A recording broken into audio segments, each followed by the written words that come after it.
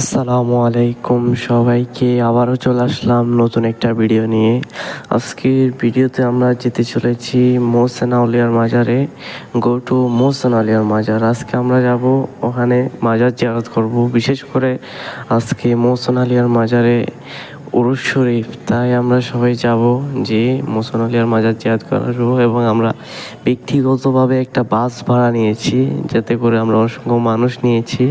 মানুষদেরকে নিয়ে সবাই মিলেমিশে একসাথে মোহসেন আউলিয়ার মাজার থেকে ঘুরে আসার উদ্দেশ্যে। বলতে বলতেই আমাদের রাঙ্গামাটি পেরিয়ে রাউজান চলে আসছি। রাউজান ইতিমধ্যে পাড়ি দিতে দেখি এক বিল্ডিং নিয়ে টানাটানি করছে কিছু যুবক, কিন্তু বিল্ডিংটা ভাঙার চেষ্টা চালিয়েই যাচ্ছে, কিন্তু ভাঙতে পারছে না। ইতিমধ্যে রাউজান পাড়ি দিয়ে চলে আসলাম। পরে দেখতে দেখতে চলে আসলাম ঐতিহ্যবাহী ডাইনোসরের মেলায়। ডাইনোসরগুলো দাঁড়ায় দাঁড়ায় রয়েছে, কত বড় বড় ছোট ছোট ডাইনোসরগুলো দেখতে আসলেই অবিশ্বাস্য লাগতেছে। তাও অবশেষ কিছু মানুষ এখন বলবে এগুলা ডাইনোসর না, তারা বলবে এগুলা বাড়ি। কিন্তু আমি বলবো না বৎস, এগুলা বাড়ি নয়, এগুলা হচ্ছে বিল্ডিং।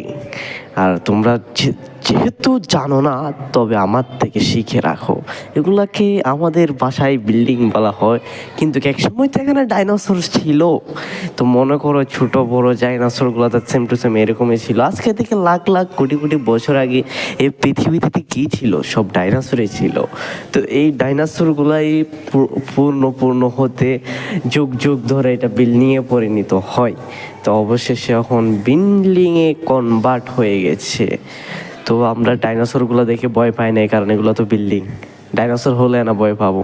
তো অবশেষে আমরা বিল্ডিং পাড়ি দিয়ে একটা মিলের দেখা পেলাম, এবং মিলটাতে যেতে যেতে মধ্যে দোকান পাড়ি দিয়ে আমরা চলে আসলাম নতুন ব্রিজ। চিটাগাংয়ের ঐতিহ্যবাহী নোয়া ব্রিজ বলা হয়। যে ব্রিজে উঠলে আসলে বোঝা যায় দুনিয়াটাই অন্যরকম। আসলে বিকাল টাইমে এখানে অনেক মানুষ ঘুরতে আসে। তো আপনারা যদি আসতে চান অবশ্যই আমার সাথে যোগাযোগ করতে পারবেন, আমি ঠিকানা দিয়ে দিব। এটা হচ্ছে চিটাগাং জেলায়। আর এখানে আবার ব্রিজের নিচে দেখা যাচ্ছে অনেক ছোট ছোট পিঁপড়ারা পানির উপরে ভেসে আছে। কিছু মানুষ বলবে আমি পিঁপড়া বলছি, হ্যাঁ এগুলা পিঁপড়া, কিন্তু কিছু মানুষ বলবে এগুলা নৌকা। আমি বলবো না বৎস, এগুলা হচ্ছে জাহাজ। তো কিছু মানুষ না চেনার কারণে তাদেরকে আমার থেকে শিখিয়ে দিতে হয়। তো বলতে বলতে আমরা ওভারব্রিজ অর্ধেক চলে আসলাম। অর্ধেকে দেখা যাচ্ছে এখানে পিঁপড়া বাঁধ আর কিছু নাই, সরি জাহাজ বাঁধে আর কিছু নাই।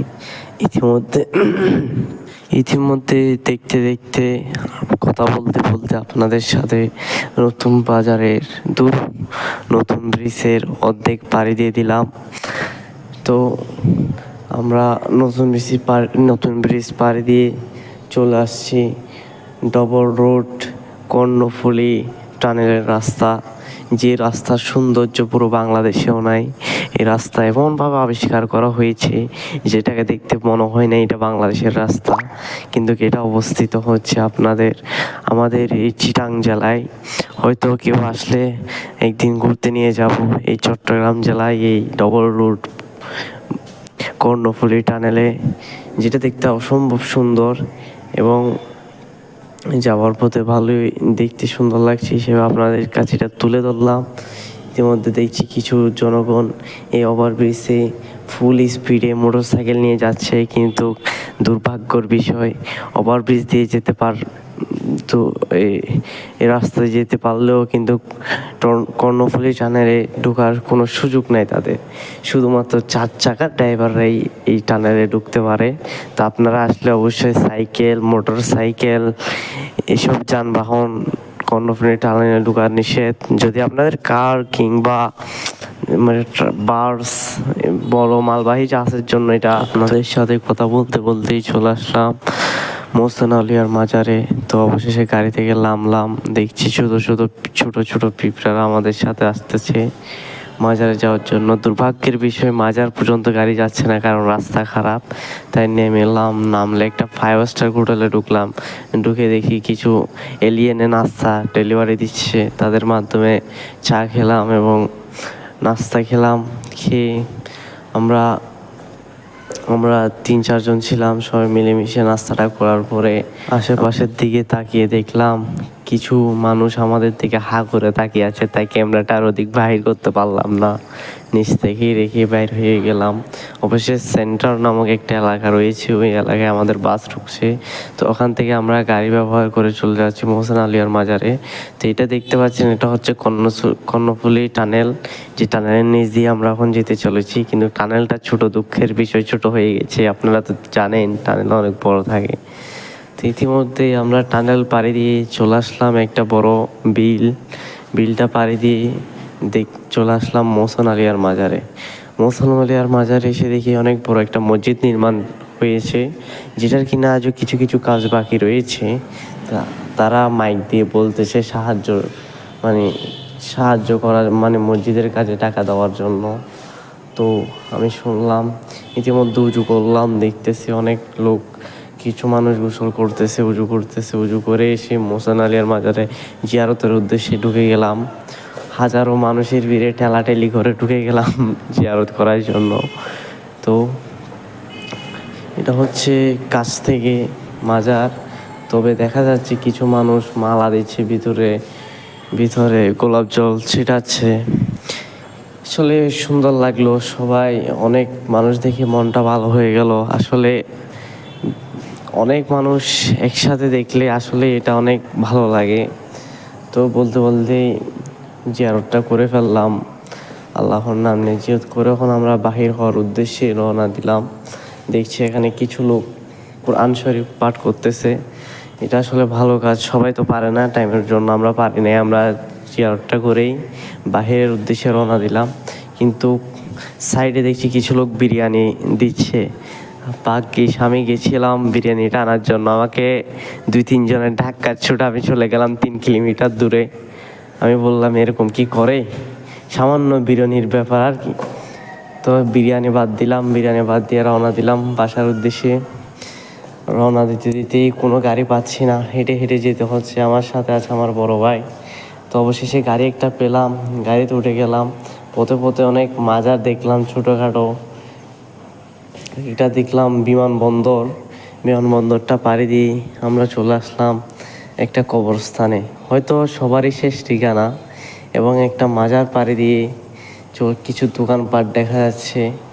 তারপরে আবার চলে আসলাম সেই কর্ণফুলী টানেলে, যে টানেলের কথা না বললে হয় না। চিটাঙের বিখ্যাত টানেল কর্ণফুলী টানেল। সেই টানেলের নিচ দিয়ে যাওয়ার সময় দেখি মোটরসাইকেল আমাদের সাথে ঢুকে গেছে, কিন্তু সেটা পুলিশে দেখে নাই। অবশেষে কর্ণফুলী টানেল পাড়ি দিয়ে আমরা ডবল রুট দিয়ে চলে আসলাম। যেতেই দেখি পথে অনেক ফুল গাছ। আসলে এই কর্ণফুলী টানেলের রাস্তাটা অনেক সুন্দর করেছে, যেটার প্রশংসা না করেই পারি না। যাওয়ার পথে এটা দেখতে আরও অনেক সুন্দর লাগতেছে, আর রোদের উজ্জ্বলতায় আরও দারুণ লাগতেছে। ইতিমধ্যে যেতে হঠাৎ রাস্তার অর্ধেকে এসে গাড়ির চাক্কা ফুটে গেছে। ওখানে সবাই নামলাম, গাড়ির চাক্কার মেরামতের কাজ চলতেছে। ছবি তুললাম, সবাই দেখলাম, চা পানি খাইলাম, ঘুরে ফিরে অবশেষে দেখতে পারছি আমার বড় ভাই আমাকে একটা পানির বোতল দিয়েছে, যে পানির বোতলের নাম হচ্ছে মুস্কান। আমি আসলে স্পন্সর করতে পারি না, তারপর আপনাদেরকে ছোটোখাটোভাবে দেখিয়েছি। এরপরে গাড়িতে আবার উঠে দেখি রাস্তায় কিছু কিছু বোকা ছেলেদের সাইনবোর্ডগুলো দেখতে দেখতে চলে আসলাম বিমানবন্দরে, যেটাকে নতুন ব্রিজ বলা হয়। তো নতুন ব্রিজে উঠে পড়লাম। নতুন ব্রিজ আসলে যাওয়ার পথে নতুন ব্রিজটা বিকালে সন্ধ্যা হয়েছে, যার কারণে আমার ক্যামেরাটা প্রথমত ভালো না, এই জন্য আপনাদেরকে দেখতে এত ভালো লাগতেছে না। তবে অবশেষে দেখলাম রাস্তার পাশে কিছু লোক ডবল করে মোবাইলে কী জানি দেখতেছে। আমি তো বুঝে গেলাম কি দেখতেছে, কারণ এখন ফিফা ওয়ার্ল্ড কাপ চলতেছে, কে কয়টা গোল দিছে, কে নিয়ে সমালোচনা করতে হবে। এদের এই ছাড়া আর কোনো কাজ আছে তাদের? খাইতে আর কোনো কাজ নেই। তারপরে দেখলাম নতুন ব্রিজের সাইডে কিছু লোক হাত বাড়াচ্ছে কারো মোবাইল চুরি করার উদ্দেশ্যে, কিন্তু কেউ জানালা দিয়ে মোবাইল বাহির করছে না। কিন্তু আমি বাহির করেছি, কিন্তু তাদেরকে দেখার কারণে আমি মোবাইলটা আমার ভিতরে ঢুকে ফেলেছি। বেচারার ধোকা খেয়েছে, কিন্তু মোবাইলটা নিতে পারে নাই। এরপরে বলতেই আমরা নতুন ব্রিজ পাড়ি দিতে চলেছি। পাড়ি দিতে দিতেই দেখি সেই জাহাজগুলো জায়গায় আপনাদেরকে একটু ভালো করে দেখানোর জন্য একটু জুম করে দেখাতে চাচ্ছি। জাহাজে দেখা যাচ্ছে অনেক মাল পানি, কারণ এগুলো তো মালপত্র জাহাজ, সেই জন্য মালপত্র নিয়ে জাহাজগুলো অর্ধেক রাস্তায় আটকে রয়েছে এবং তাদের যাওয়ার আর কোনো জায়গা নাই। এখন অবশেষে সন্ধ্যা হয়ে যাচ্ছে, যার কারণে আর কোনো ভিডিও করতে চাইনি আমরা। অবশেষে আপনাদের কাছ থেকে আমি বিদায় নিচ্ছি। সবাই ভালো থাকবেন, সুস্থ থাকবেন এবং নেক্সট ভিডিওর জন্য অপেক্ষা করবেন। আল্লাহ হাফেজ।